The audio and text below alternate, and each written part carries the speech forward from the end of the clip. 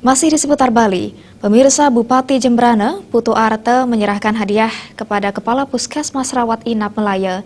Hadiah ini diserahkan karena prestasi yang diraih Puskesmas Melaya sebagai juara 1 tingkat nasional kategori Puskesmas Pedesaan.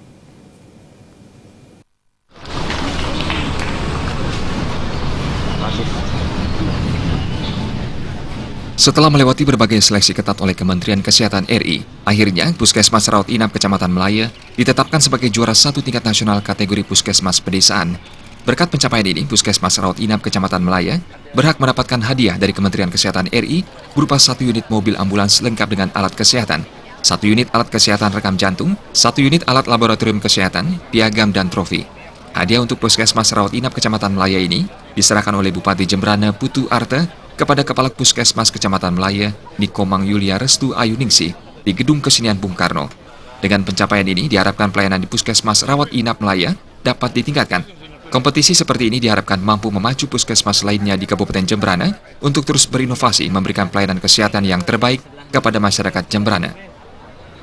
Dan Puskesmas Rawat Inap Melaya ditetapkan sebagai juara 1 tingkat nasional kategori Puskesmas Pedesaan dengan mendapatkan hadiah sebuah mobil ambulans lengkap dengan alat kesehatan, 1 buah kulkas, 1 buah alat kesehatan, alat elektrokardiografi atau rekam jantung, dan 1 buah alat laboratorium kesehatan, piagam, serta.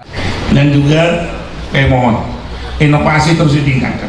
Dan juga pada puskesmas rawat inap yang lain harus tetap memotivasi inovasi untuk menjadi yang terbaik untuk melayani masyarakat di Kabupaten Jembrana ini. Setelah menyerahkan hadiah kepada Puskesmas Rawat Inap Melaya, Bupati Jembrana Putu Arte dan Wakil Bupati Jembrana Made Kembang Hartawan mengajak semua pegawai di Pemkab Jembrana jalan santai mengelilingi kota negara.